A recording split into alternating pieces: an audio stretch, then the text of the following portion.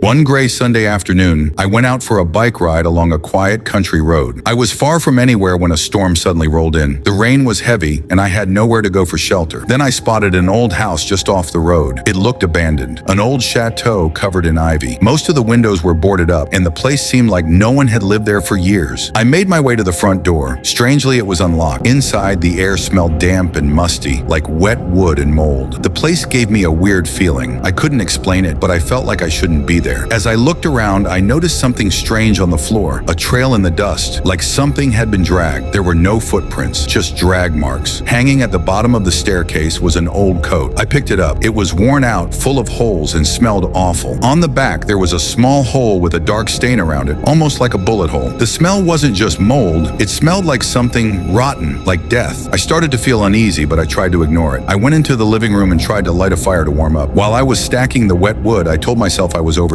The house was creepy, sure, but at least it was dry. Then I heard it, a soft thud from the hallway. I froze. I waited, listening, but there was nothing more. Slowly, I walked to the door and peeked out. The hallway was empty, but the coat was gone. My heart started racing. Something didn't feel right. Then I heard it, a low, creepy laugh, and the sound of something moving. I turned around, and there it was. The coat. It was standing upright, moving on its own. The sleeves twitched like arms. It began floating toward me. I couldn't move. I backed up until I hit the fireplace. The coat came closer, the sleeves reaching out like it wanted to grab me. I panicked. I grabbed a metal poker from the fireplace and hit the coat as hard as I could. It dropped to the ground like a pile of rags. I ran out of that house as fast as I could and didn't stop until I reached a small pub down the road. Shaking, I asked the bartender if he knew anything about that old house. He looked at me serious and said it used to belong to a man who was a sergeant in the army. People say he was cruel. He hurt his wife, his kids, even animals. One day, the story goes, his own daughter couldn't take it anymore. She shot him in the back with his own gun.